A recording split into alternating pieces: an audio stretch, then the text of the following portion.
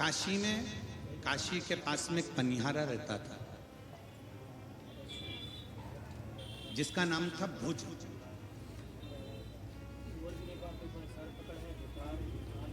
पनिहारा का मतलब मालूम है ना आपको? जम के बोलो जरा। पनिहारा का मतलब मालूम है? पनिहारा का मतलब है कि कंधे पर डंडा बांधता, दो पानी के डब्बे कावड़ जैसा बांधता और सबके घर घर का पानी भरता। अब इधर छत्तीसगढ़ में उसको क्या कहते हैं हमको नहीं मालूम।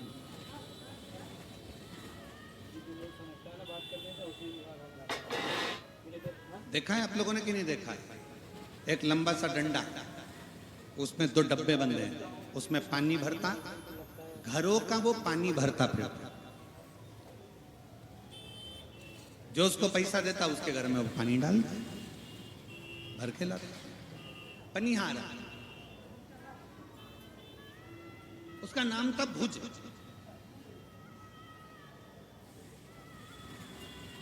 तीन बेटे एक बेटी थी।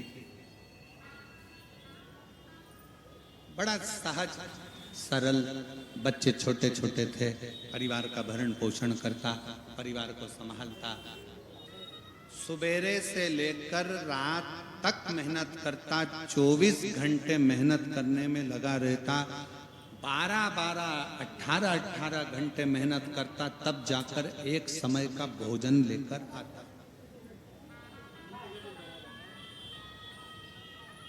तब जाकर एक समय का भोजन मिलता था। 4 बच्चों का पेट भरा जाए, पत्नी का पेट भरा जाए, घर में जो बुजुर्ग माँ बाप हैं उनका पेट भरा जाए और खुद का भरा जाए। बस उतना कमाता, उतना ही लाता, ज्यादा मिलता भी नहीं।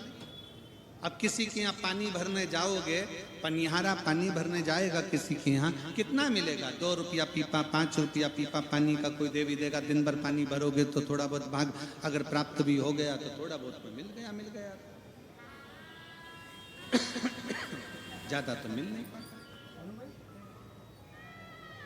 अब पनिहारा पानी भरता, सबसे यहाँ से पानी ले लेकर उसको भर के आता, जो मिल जाता थोड़ा बहुत पैसे से अपने घर का गुजारा कर लेता, थोड़ा बहुत घर का गुजारा करता और सवेरे से कमाता, शाम को जाकर थोड़ा बहुत भोजन इकट्ठा कर कर अपने परिवार में पाता।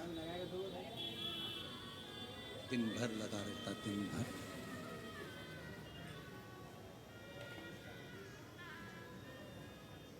भुज को मालूम पड़ा कि उसके गांव के लोग काशी जा रहे, गांव के लोग काशी जा रहे। थोड़ा बढ़ाओ भाई। उसके गांव के लोग काशी जा रहे, भुज को मालूम पड़ा। विचार करा कि मैं आज तक काशी नहीं गया, भले मेरे नजदीक में काशी है पर मैं नहीं गया क्योंकि मेरे पास में इतना धन ही नहीं है कि मैं जा सकता।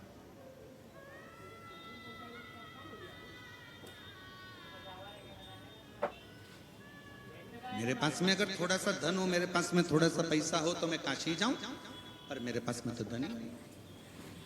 मैं काशी जाऊं तो जाऊं कैसे? कैसे? और महाराज, कोई जाए जो काशी में मेरा पैगाम ले जाना।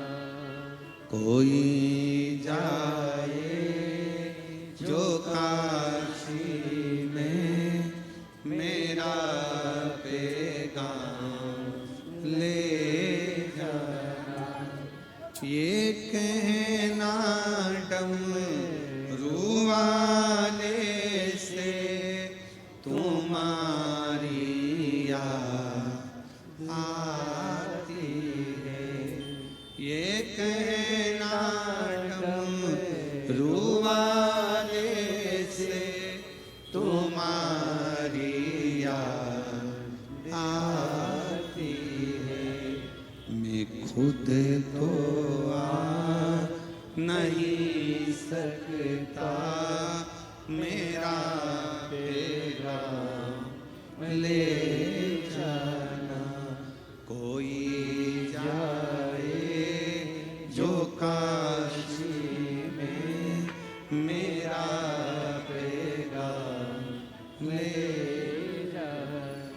भुज के बच्चे, 3 बेटे 1 बेटी, घर में बुजुर्ग माता पिता, घर में पत्नी और स्वयं सुबह से कमाता, शाम तक मेहनत करता करता जब थोड़ा बहुत एकत्रित करता, थोड़ा सा एकत्रित कर कर लेकर आता और रात का भोजन सब बैठ कर फिर पाते, सब बैठ कर पाते। एक दिन मालूम पड़ा कि पूरा क्षेत्र के लोग काशी जा रहे हैं, पर मेरे पास जाने के लिए कोई साधन नहीं। मैं कैसे जाऊं? मेरा भी मन करता है कि मैं काशी जाऊं, मेरा भी दिल करता है कि मैं काशी पहुंचूं, पर मेरे पास कुछ है ही नहीं, तो जाऊं कैसे, पहुंचूं कैसे, क्या करा, कैसे जाया?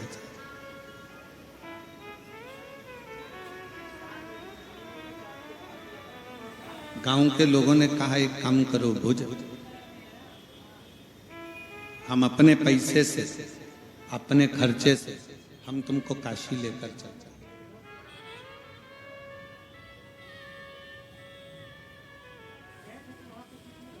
अपने पैसे से ले चलते हैं, अपने खर्चे से ले। आप चलो हमारे साथ। मैं चल तो चलूंगा, पर मेरे जो बच्चे हैं 4, माता पिता हैं, पत्नी है, क्या खाएंगे? दिन भर कमाता हूं, रात्रि के समय पर थोड़ा सा धन लाता हूं और वो धन लाकर अन्न खरीद कर अपने बच्चों का, पत्नी का, परिवार का भरण पोषण करता हूं।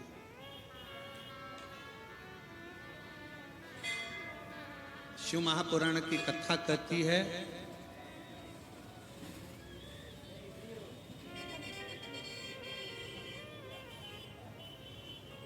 आप कथा में जाकर कथा की जगह संभालो, तुम्हारा घर भोलेनाथ संभाले, शिव संभाले।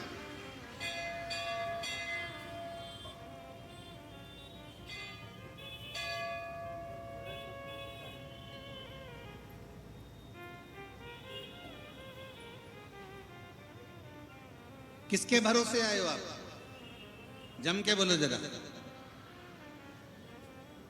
जैन साहब के? जम के बोलो। नहीं। सियोर वाले महाराज के? नहीं।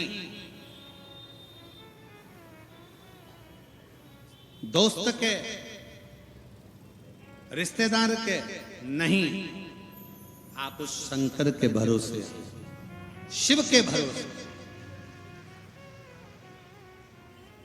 किसको मालूम था कि तुम टीआई बन जाओगे, थानेदार बन जाओगे, कलेक्टर बन जाओगे, एसपी बन जाओगे, मंत्री बन जाओगे, संतरी बन जाओगे, कलंतरी बन जाओगे, सांसद बन जाओगे, विधायक बन जाओगे, सरपंच बन जाओगे? तुम्हें किसको मालूम था कि टीचर बन जाओगे, कि तुमको घर मिलेगा, कि परिवार मिलेगा, कि कुटुंब मिलेगा, कि कबीला मिलेगा? किसको मालूम था? माँ के गर्भ से जब आपका और हमारा जन्म हुआ, किसी को नहीं मालूम था कि आप आगे करोगे क्या। किसी को नहीं मालूम था कि क्या होगा, पर उस परमात्मा ने जब पैदा करा तो उसने पैदा करते समय तुम्हारे ललाट पर लिख दिया। क्या लिखा? भविष्य, भाग्य। तुम्हारा विधाता ने लिखकर भेजा, भाग्य लिखकर भेजा। उस भाग्य में नीचे एक लाइन और लिख दी कि भाग्य बदलने की जवाबदारी तेरी खुद की है, तू जितनी मेहनत करेगा अपने भाग्य को पलट दे।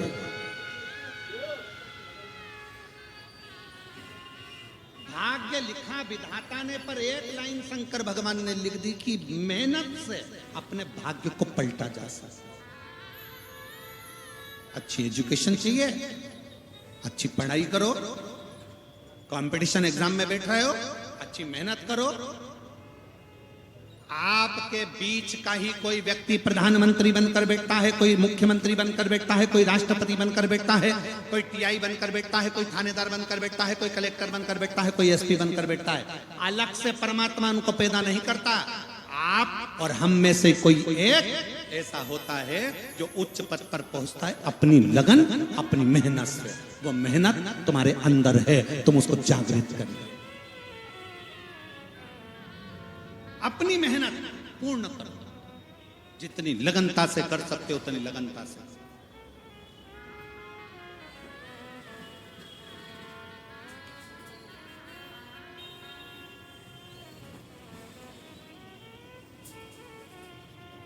जैन साहब ने जब कथा ली,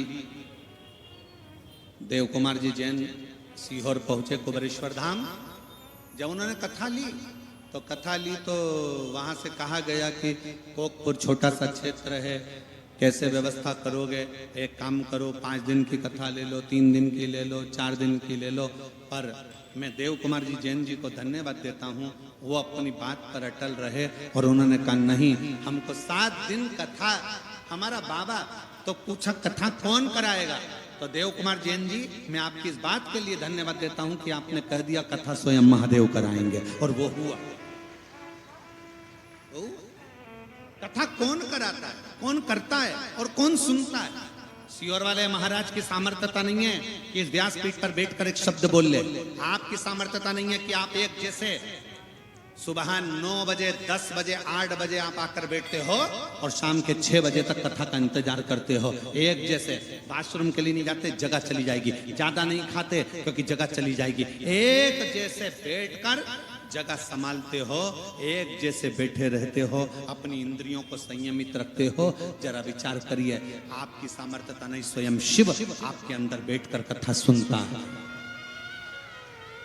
स्वयं शिव, कथा करवाने वाला कोई दूसरा नहीं, शंकर ही कथा करवाते हैं, शंकर ही बांचते हैं और शंकर ही।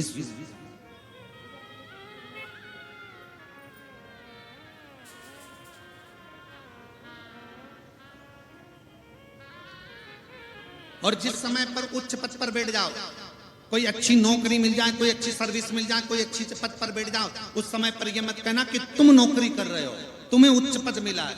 उस समय पर कहना मेरे शंकर भगवान ने मेहनत करी थी तो मेरे शंकर भगवान उच्च पद पर जाकर बैठे हैं, वो शिव बैठे। काशी जाना चाहता है, कोई जाए जो काशी में मेरा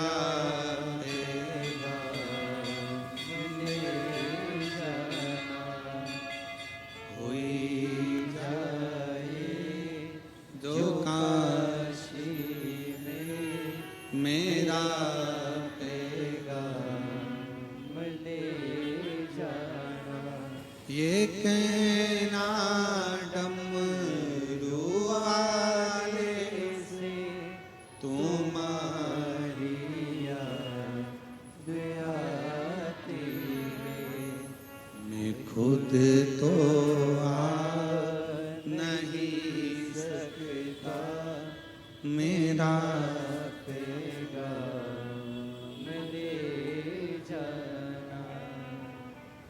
भुज विचार करता है, गांव के लोग कह रहे हैं हम तुझे ले चलते हैं, पैसा हम खर्च करेंगे, लेकर हम जाएंगे, पर भुज को चिंता ये है तुम ले तो जाओगे पर घर का खाना कौन खिलाएगा?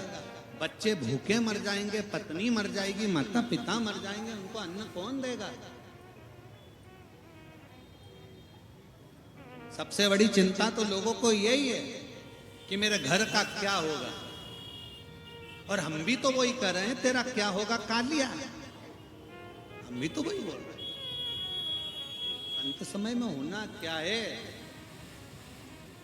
होगा क्या? भुज आज मेहनत 4 गुनी कर रहा है।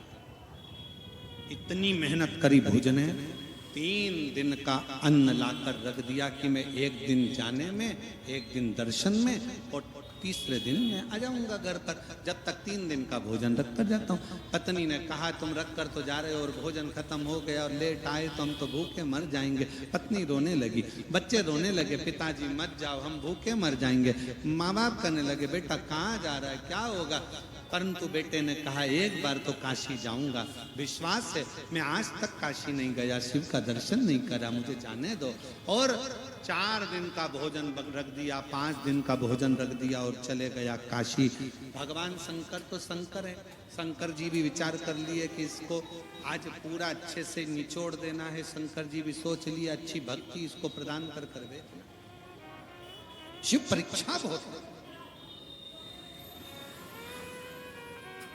एक पशुपति व्रत से तुम्हारा काम ना चले, 2 पशुपति व्रत से काम ना चले, 3 पशुपति व्रत से काम ना चले, शंकर जी के मंदिर में जाते जाते साल भर हो गया, बिल्कुल चिंता मत करना, समझ लेना परीक्षा ले रहा है, देगा जरूर। एक पत्र है, देखिए।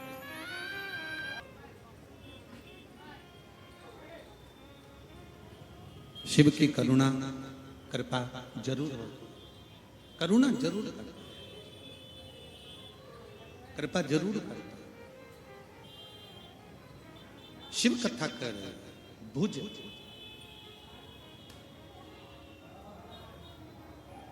एक आस लेकर काशी तक पहुंच गया। भुज एक आस लेकर जब काशी तक गया, काशी पहुंचा और काशी में बाबा ने उसकी परीक्षा ली।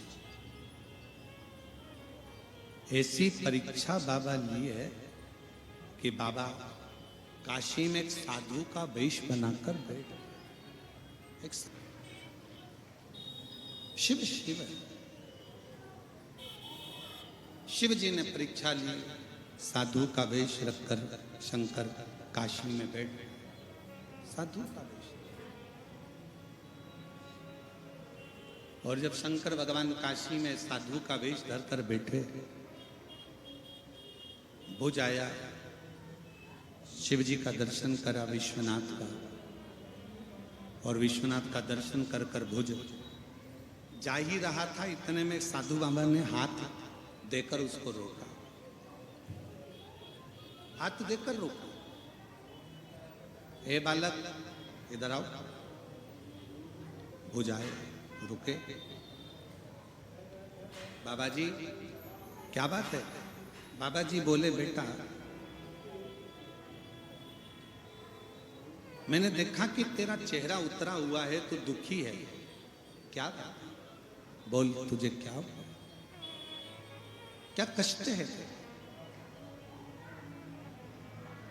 क्या दुख है तेरी जिंदगी? बोल। भुज आंखों में जल भरकर कहता है, बाबा थोड़ी सी संपदा की कमी है, थोड़ी सी वैभव की कमी है, थोड़ी धन की कमी है। सवेरे से मेहनत करता हूँ, शाम तक लेकर आता हूँ, परिवार को एक बार का भोजन दे पाता हूँ। बहुत दुखी हूँ बाबा, बहुत दुखी, बहुत कष्ट। केवल एक बार का भोजन मेरे परिवार को मिल पाता, केवल एक बार। शंकर भगवान बोले कि मैं तेरे भोजन की व्यवस्था कर दूंगा, तू एक काम कर कि तू यहीं पर रुक, 15 दिन यहां रुक, तेरे परिवार की भोजन की व्यवस्था मैं करूंगा। भोज इतने में बोले, बाबा 15 दिन तक यहां रुकूंगा तो मेरी पत्नी और बच्चे और माँ बाप सब मर जाएंगे।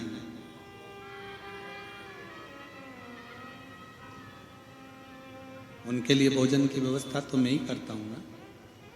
साधु को हंसी आई, क्योंकि साधु तो थे ही नहीं, शंकर भगवान थे।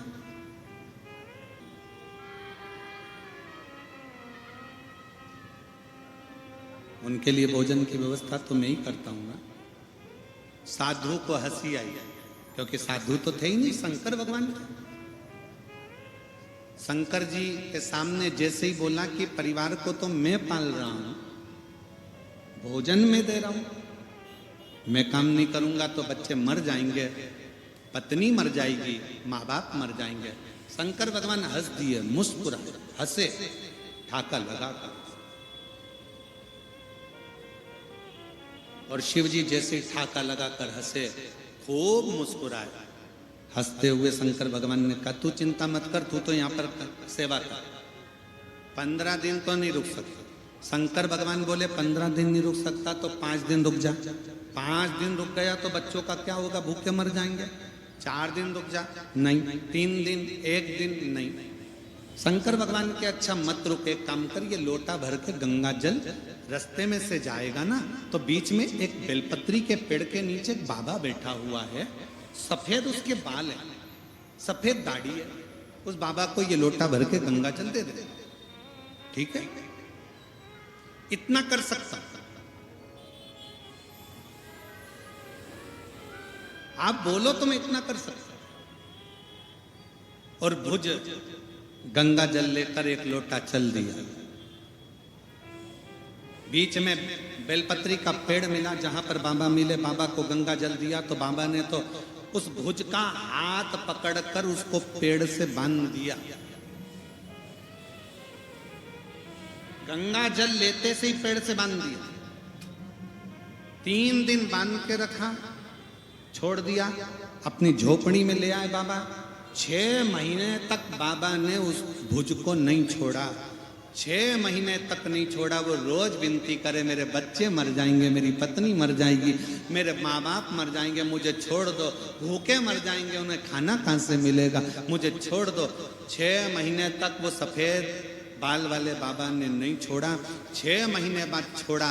भुज जैसे ही घर गया, घर पर जाकर देखा तो क्या देखता है, जहां झोपड़ा था वहां महल बना हुआ था और परिवार के लोग बाहर खड़े हुए।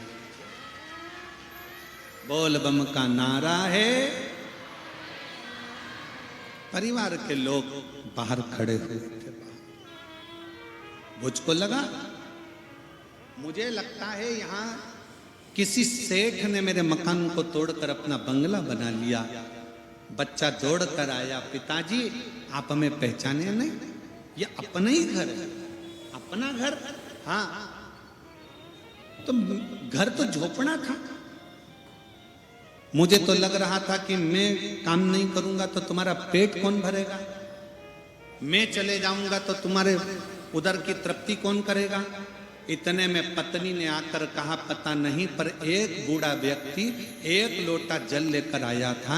उसने कहा था, ये जल शंकर जी को लोटा भर भर कर चढ़ाते रहना, जल भी कम नहीं होगा, लोटा भी कम नहीं होगा, और तेरा कल भी कम नहीं होगा, वो बढ़ते चले जाए। सारी समस्या का हल 1 लोटा जल। जब हम 1 लोटा जल भगवान को चढ़ाते हैं तो दुनिया के लोगों को लगता है कि अपने घर का 1 लोटा जल शंकर जी के पास जा रहा है, पर याद रखना, शिव जी के पास 1 लोटा जल नहीं जा रहा है। तुम्हारा वो कल शंकर भगवान बदलने वाले हैं, इसलिए वो 1 लोटा जल शंकर के पास जा रहा है।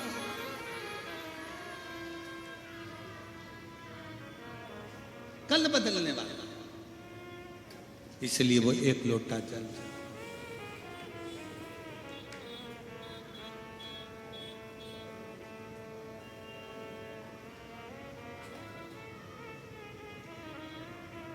इसलिए निवेदन है, शंकर की भक्ति खाली नहीं जाती। शिव तत्व कथा है, भगवान शंकर की कथा कहती है, शिव महापुराण की कथा कहती है कि भोलेनाथ से निराला यहाँ कोई नहीं, भोलेनाथ से निराला यहाँ कोई नहीं, भोलेनाथ से निराला यहाँ कोई नहीं।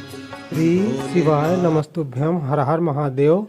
श्री शिव महापुराण के चौथे दिन की कथा में पूज्य गुरु जी ने 1 लोटे जल का महत्व के बारे में एकदम विस्तार रूप से समझाए हैं।